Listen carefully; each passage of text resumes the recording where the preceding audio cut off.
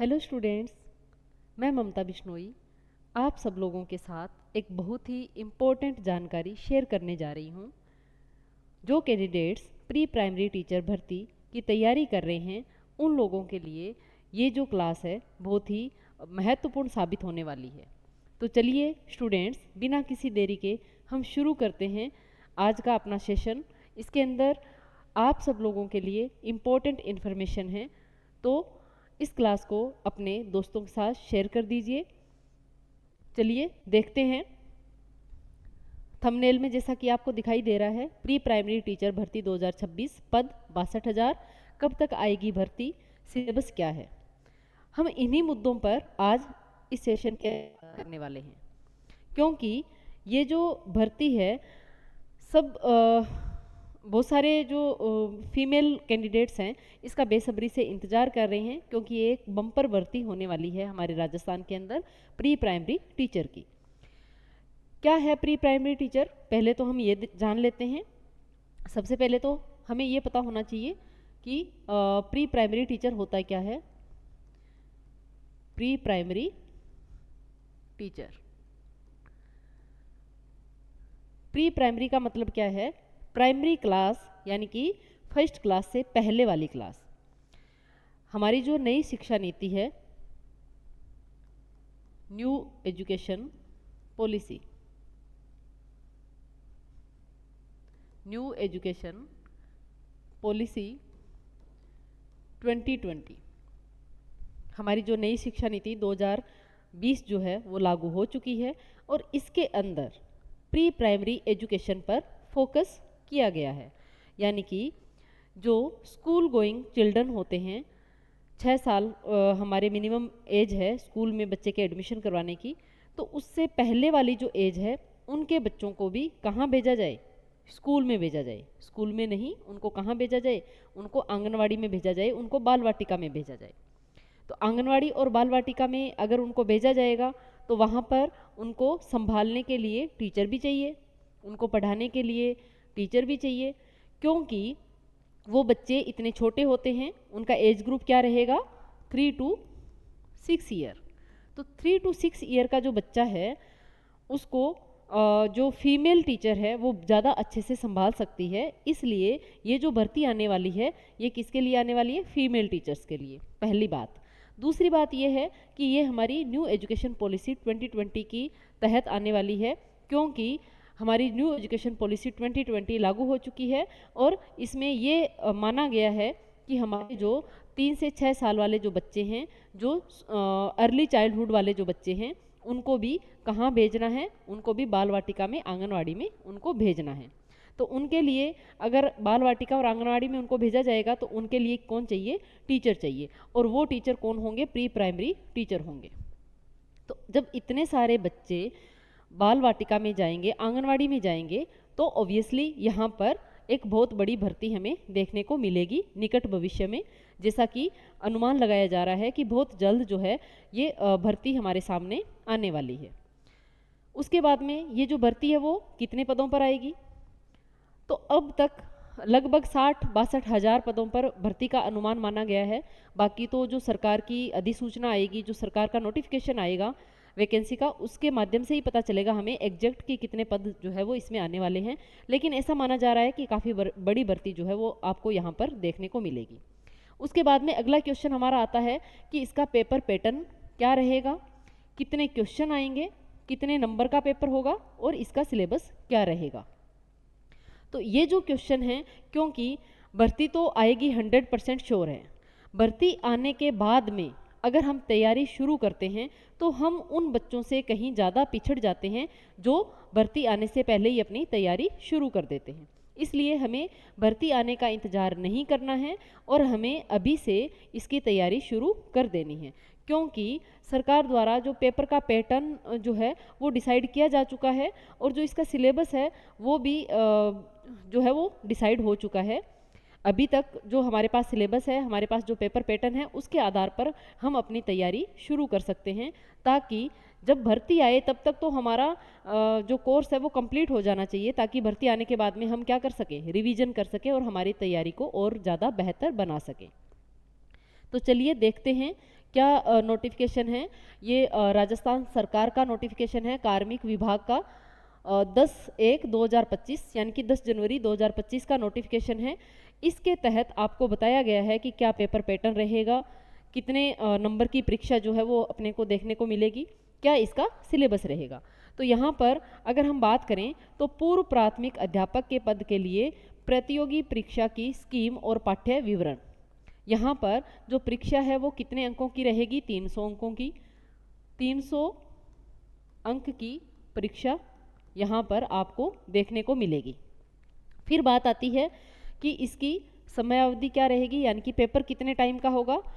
2.30 घंटे, यानी कि 2 घंटे 30 मिनट का आपका पेपर होगा।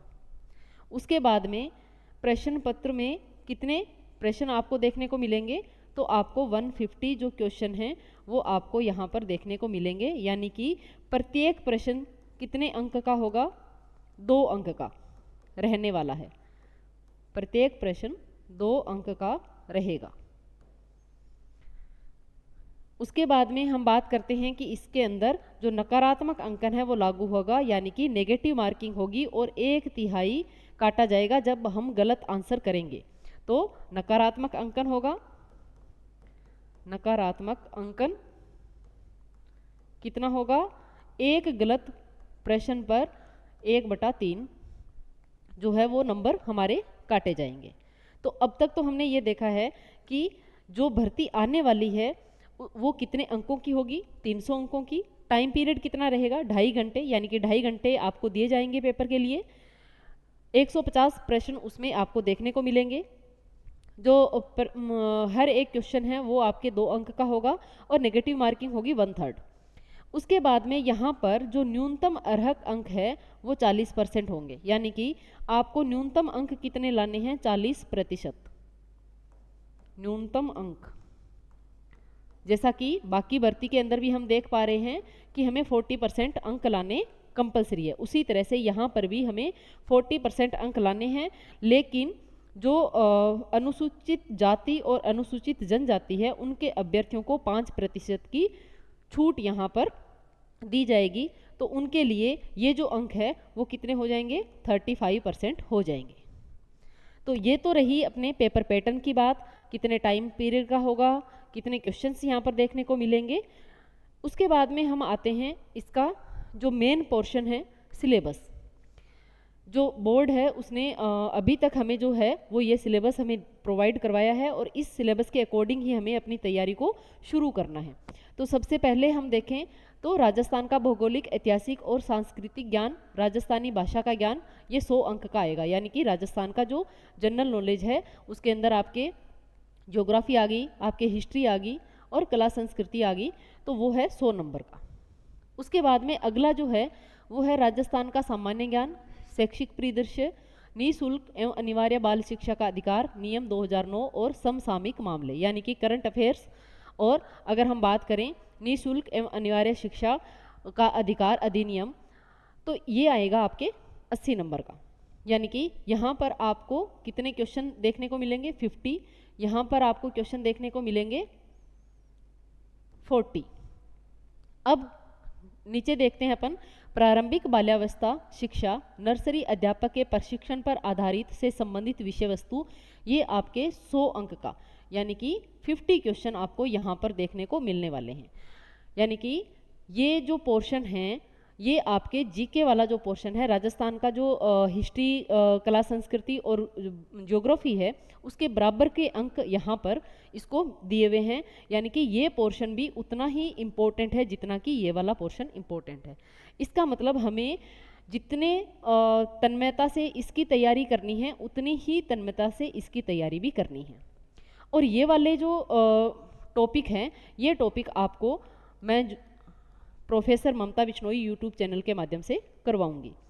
यहाँ पर हम देख लेते हैं कौन कौन से टॉपिक हमें यहाँ पर दिए हुए हैं। बाल विकास 0 से 6 वर्ष, यानी कि बच्चे के जन्म से लेकर के 6 साल तक का जो बच्चा है उसका विकास किस तरह से होगा, उसके विकास के क्या सिद्धांत है, कौन कौन से विकास की गति कितनी रहेगी, उसके बारे में हम यहाँ पढ़ेंगे। इसके अंदर कौन कौन से विकास आ जाएंगे आपके? शारीरिक विकास, इसके अंदर आपका सामाजिक और भावनात्मक विकास, भाषाई विकास, इसके अलावा संज्ञानात्मक विकास, सृजनात्मक विकास, दिव्यांगजन बच्चे मानसिक स्वास्थ्य एवं स्वच्छता, क्योंकि यहाँ पर जो हमारे पास बच्चे आने वाले हैं बाल वाटिका में या फिर आंगनवाड़ी में, तो वो बच्चे दिव्यांगजन बच्चे भी हो सकते हैं। तो हमें उनके बारे में भी नॉलेज होना चाहिए कि जो दिव्यांगजन बच्चे होते हैं उनका जो क्या विशेषताएं होती है, उनको हमें किस तरह से एजुकेशन देना है, उनका विकास किस तरह से होता है, तो ये चीज़ें भी हमें यहाँ पर देखनी पड़ेगी। अधिगम प्रेरणा, हित, अभ्यास एवं आचरण, इसके अलावा अध्यापन अधिगम प्रक्रिया और प्रणाली विज्ञान। नेक्स्ट है बच्चों की उपलब्धियों का निर्धारण एवं मूल्यांकन। ये सारे जो टॉपिक है ये आपके 100 अंकों के आने वाले हैं और इन सब टॉपिक को जो है इसी यूट्यूब चैनल के माध्यम से आपको करवा दिया जाएगा। नेक्स्ट है शिक्षा मनोविज्ञान। जो शिक्षा मनोविज्ञान वाला जो पोर्शन है 10 अंक का, वो भी आपको यहाँ पर करवा दिया जाएगा, क्योंकि ये वाला जो पोर्शन है आपके जो प्रारंभिक बाल्यावस्था शिक्षा से संबंधित विषय वस्तु, ये भी शिक्षा मनोविज्ञान से मिलता जुलता विषय है, इनमें बहुत ज़्यादा कोई डिफरेंस नहीं है। तो हमें ये वाले जो 110 नंबर का पोर्शन है वो आपको इसी यूट्यूब चैनल के माध्यम से जो है प्रोवाइड करवा दिया जाएगा। नेक्स्ट है सूचना प्रौद्योगिकी, ये है आपके 10 अंक का। तो ये आपके जो बाकी का पोर्शन आप पढ़ोगे उसके साथ आप इसको पढ़ सकते हो। तो ये बहुत इम्पोर्टेंट जानकारी थी आप लोगों के लिए, जो कि आपको इस चैनल के माध्यम से आपको दी गई है। तो स्टूडेंट बिना किसी देरी के अपनी तैयारी को शुरू करना है, ताकि इस बार जो प्री प्राइमरी टीचर भर्ती आए उसमें आपका सिलेक्शन 100% हो जाए। इन्हीं वेल विशेज के साथ थैंक यू।